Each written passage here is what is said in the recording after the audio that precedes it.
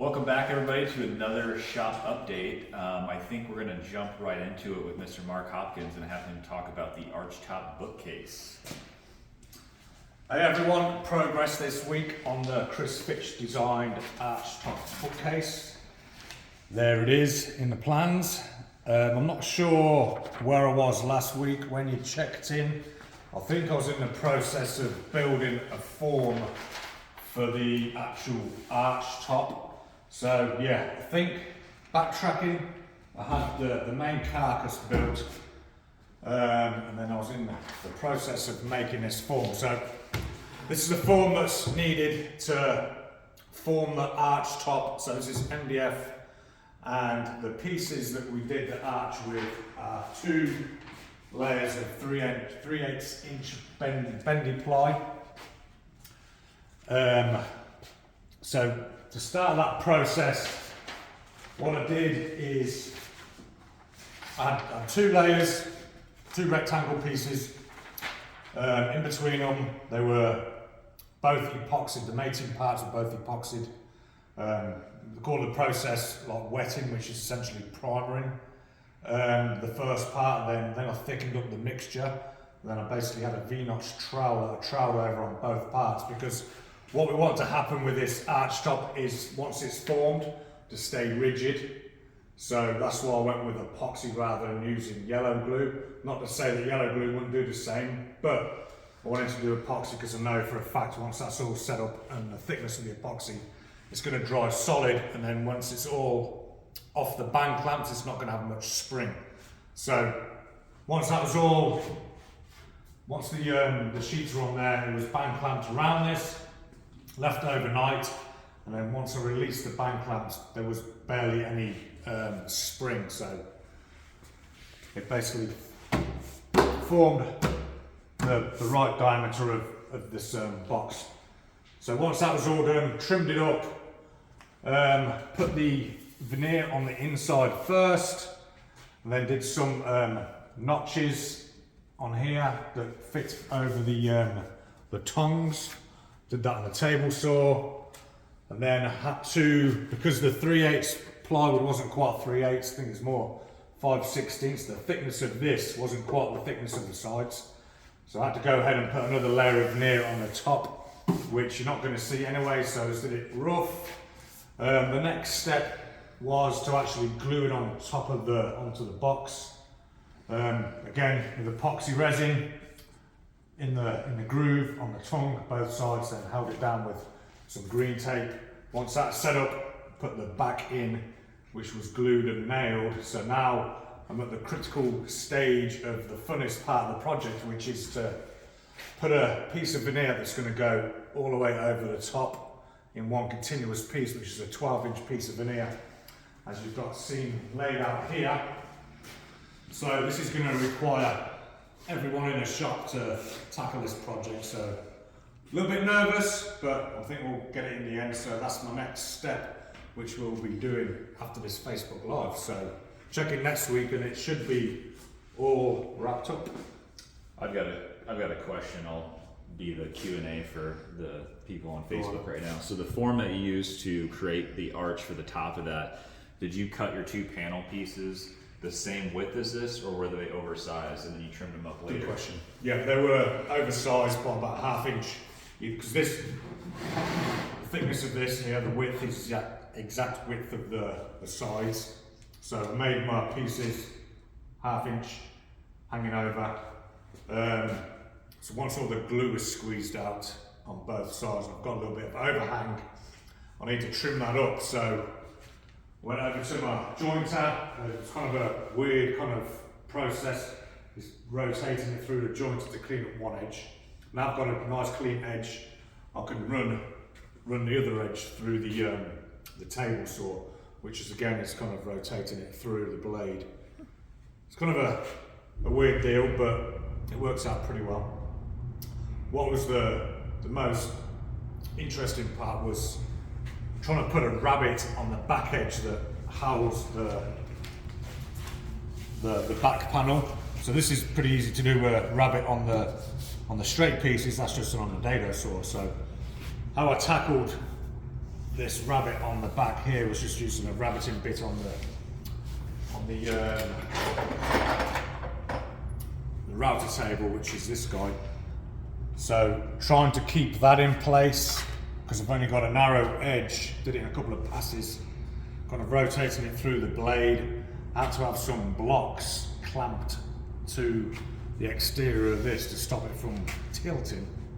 So worked out pretty well, but that was probably the scariest part of the project, because I didn't want the veneer on the inside blowing out.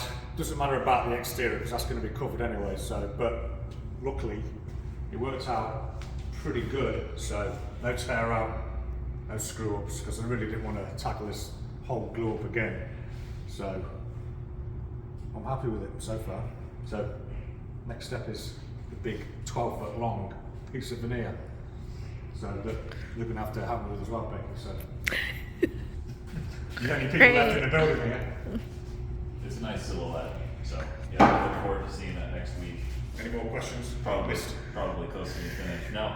Sure. As well, I want to make sure that was covered because looking back, potentially the form itself could maybe be used as the kind of the flush trimming surface as well. I mean, you don't really have much of a flat surface to ride on. You'd have to use the contour of your actual bent piece of plywood, but you potentially could use that. Yeah, you could. Yeah. So, just an option. Things that you think about later on as you're going through the process, as one does. So yeah, almost the case. Should have done it this way. Should have done it that way. Thanks for pointing that out, Dan. Could have made my life a whole lot easier. Well, at least you've made more progress than I have on my project. So I'm still working very slowly on these French curves for the next issue of Shop Notes. I don't believe I've made much progress with this. I have them all cut out. I just have a little bit of cleanup to do on the edges with some sandpaper. If you can remember, the French curves themselves are laminated veneer and 32nd inch thick brass. So got a little cleanup to do on those. I did a layout on this piece of plywood with them all kind of, again, laid out the way I wanted to. This is the way they'll be oriented in the display box for them. So I just traced the profile onto this 1/4 inch piece of plywood. I'm going to cut these out, clean them up, make sure that those French curves sit in there nicely, and this will provide it as the template for the piece in which it'll set. They're going to have a French fit, so it'll be a flocked surface, and they'll all have their individual kind of cavities to rest in, and it'll just be in a really shallow box that can either be tucked away or stowed on top of your bench or just out of the way, but the top will be a piece of acrylic or glass so that you can see the pieces and they serve as a functional part of the shop, but also kind of as an art piece too, to kind of show off the fruits of your labor there. Otherwise, I've been working on a model for a waterfall nightstand, which Mark will be working on next after he constructs the bookshelf. I think we're going to go on a very brief field trip here to my office. I'll just show everyone the model I've been working on. The piece itself is certainly very process driven, but the form is pretty simple. It deals with a little bit more veneer work. I wanted that to be kind of the focal point and orienting veneer to kind of create a certain pattern, but also following that same kind of waterfall pattern that a lot of those Art Deco pieces had. Let's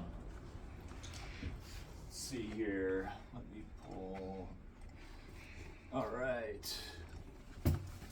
So this is in the program that we use. It's Autodesk Inventor. It's a CAD program. This is kind of what the overall shape will look like. Again, like I said, very simple in form. I wanted it to be reminiscent of that period, but also be kind of modern in its sort of simplicity. And so there's not a whole lot of, overly ornamented router bits that are going to be used. There's not a lot of built-up molding. I just tried to, again, streamline things as much as possible. And I really wanted the focal point to be the door on the front, and then on top kind of what they call like kind of the waterfall or continuous pattern from the top. And so on the front side of this, there's actually 1, 2, 3, 4, there's 8 pieces of veneer that will be cut. And then the idea is to just be very conscious of the grain pattern and kind of create these geometric patterns. It's a little difficult to see, I'm sure, on our recording, but I at least wanted to touch on that a little bit. So a lot of this was going to be focal point will be the veneer work and how it's applied. I've got some nice hardware coming. I'm still trying to make some decisions about that, but again, a pretty simple piece. There's just one cavity behind this door here, and then there is a floating shelf, which is going to be kind of difficult to see here too, which has 3 different adjustment levels. So basically you could stow magazines, books, or whatever typically keep next to your nightstand.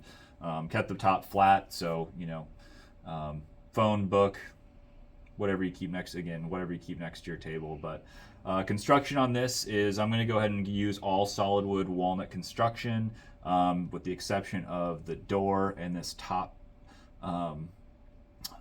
assembly here I've built up, and so there's basically 3 pieces of plywood that kind of create that shape, and then it gets veneered on top of that, and then the door, the core is MDF, hardwood edging, and then it'll get that applied veneer on the front and back of the door. So yeah, looking forward to that. I'm just working on the drawings right now, which is what these are. Some of you may be familiar with these, as you can order these with some of the plans. These are specifically for the builders in the shop, just pulling all the parts from the piece, applying annotations or dimensions on them, and then they build them in the shop. So kind of a little bit of an insight on how these things get put together in the computer and then end up on Facebook or in the magazine. But as far as that goes, wrapping up that, I have another project for 274, which is going to be a wood model. I haven't talked about it a whole lot. I've been trying to figure out a story of interest to me, and so I'm working on a 1960 GMC pickup truck that John Steinbeck bought and then outfitted with a custom camper. Towards the end of his life, he traveled around the United States. He wrote a book called Travels with Charlie, which was a very inspirational book to me, and also just kind of an interesting story. So we're going to create a model of that. If you can remember the train or locomotive that Chris did, I think maybe 2-3 years ago, kind of forgetting the time span there, but he did a scale model of an old locomotive. And so along those lines, but obviously a little bit different subject matter and a little bit different backstory. That's where my focus is right now. There's always something going on with projects. Otherwise, I think that wraps it up for us this week. So yeah, look forward to seeing you next week and check progress. Thanks, everybody. Bye.